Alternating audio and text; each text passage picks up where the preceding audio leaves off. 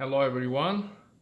Today I'm going to explain the example of how to run independent measure t-test. As you see in my laptop, I opened a PowerPoint slide about independent measure t-test. Now, let me just jump to the number 3 or 4 slide. We chose sample from population A. We chose another sample from population B and end up having a small size of sample A and sample B. And then we're going to compare their mean value. That's pretty much a big picture for independent measure t-test. So to be more specific, let me just move to other real example.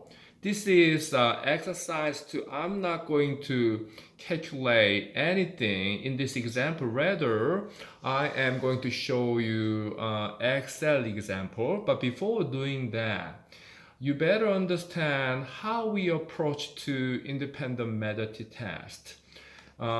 This example is about comparing boys and girls in terms of their verbal skill.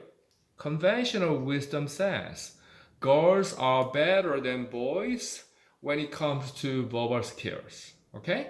So in this example, a researcher is going to test that conventional wisdom and saying, when they choose certain number of boys and certain number of girls, the sample size doesn't have to be equal. They can be different sample size. But anyway, boys and girls will be compared in terms of their verbal skill. So in this case, boy and girls, they are called the grouping variable. So we pay attention to grouping variable. As I explained in the previous video, the grouping variable will be nominal or ordinal measurement scale. The boy and girl, which is gender and nominal, okay? And if there are more than 3 categories, then you should choose only 2 of those 3 or 4 categories because t-test only allow 2 sample comparison, no more than that. Okay, so keep that in your mind. And then let me just show you Excel. I opened the world data set like this. Okay, so for the sake of our convenience, I copied the literacy variable and region variable and this information. Now, the world region was divided into maybe 6 or 7 category, and each, you don't know, by looking at this Excel data, you don't know which one is which. But I posted the variable information in ASU Learn. So you can click the variable information, which is the variable information is provided for each data set. So you can easily find which variable information you're supposed to open. Okay, so it's totally up to you which data set you want to use. But anyway, the detailed variable information is in there. The meaning of a variable and the way you assign number is in there. So that's what you need to know. You don't need to open SPSS file to understand the variable information because, as I said, I already posted in ASU Learn. Okay, now, so what I'm gonna do is let's say region 1. Okay, let me just change this circle.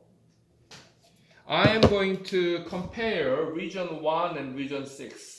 Okay, remember, independent measure t-test compare only 2 groups of sample. 1 versus 3 or 2 versus 5 is totally up to researcher. But usually researchers want to compare 2 extreme cases. 1 which is minimum value, 6 is maximum value in the region. Okay, and then what we're gonna compare is, in this case, we're gonna compare their literacy rate. So literacy rate.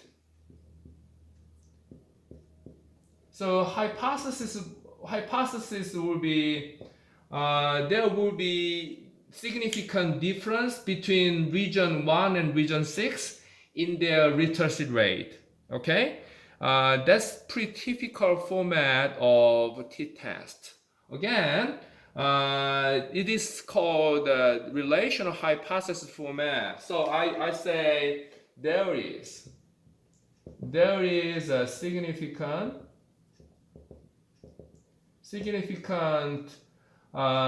difference in literacy rate between region 1 and region 6. Okay, so that's what we're gonna do. Now to do independent method t-test, we need to click data menu and click data analysis toolpath. Now actually when you click data analysis toolpath, you will see very at the bottom 3 kinds of t-test is provided.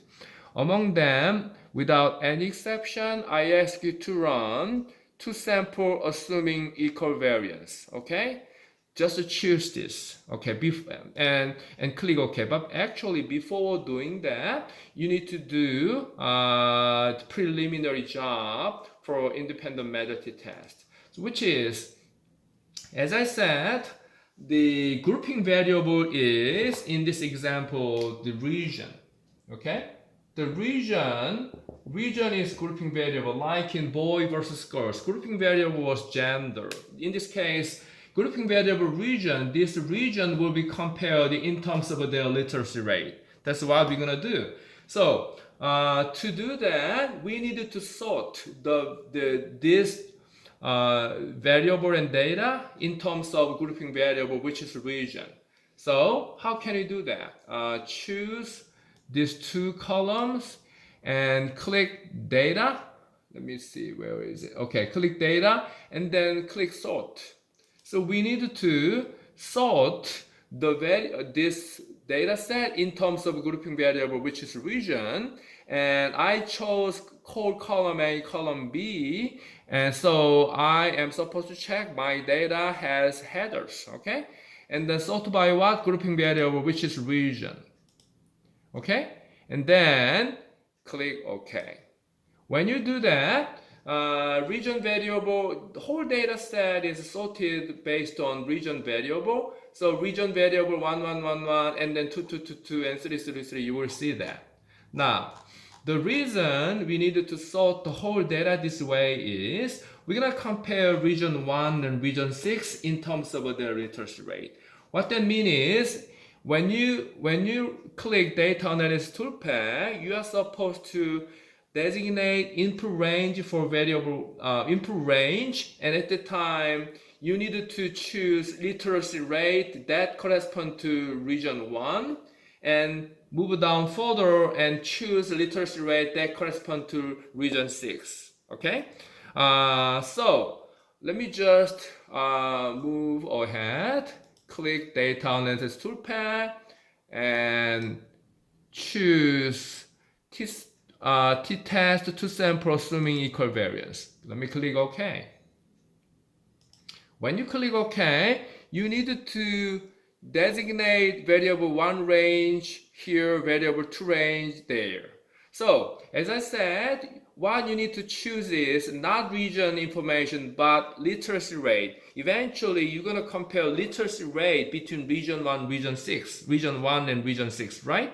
So over here, to do that, the literacy rate that corresponds to region 1 will be choose until one end. Okay, oh, I went too far. And then move your cursor here, and instead of choosing literacy rate from here, you need to move down until you see region 6 over here. So you should choose literacy rate that correspond to region 6 until 6 is over. Okay, so like this. So if you successfully designate variable run range, which is literacy rate that corresponds to region 1 here, and variable 2 range, which is literacy rate that corresponds to region 6. And then what? Hypothesis mean difference should be 0, which means, let me just type 0.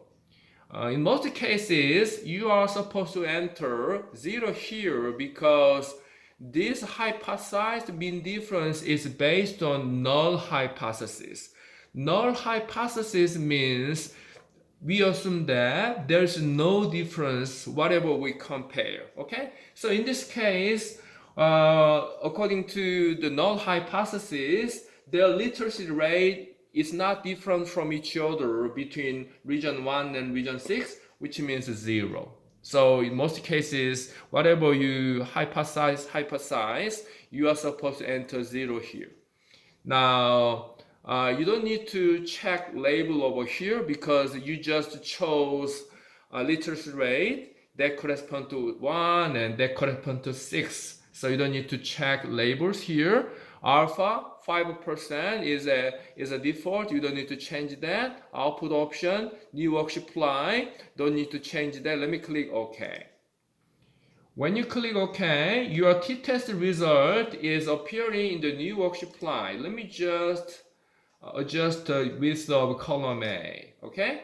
Now, this is variable 1 and this is variable 2. Now, I ask you to edit variable 1 and variable 2 with the proper name. Variable 1 is what? We chose literacy rate that corresponds to region 1. So variable 1 is region 1.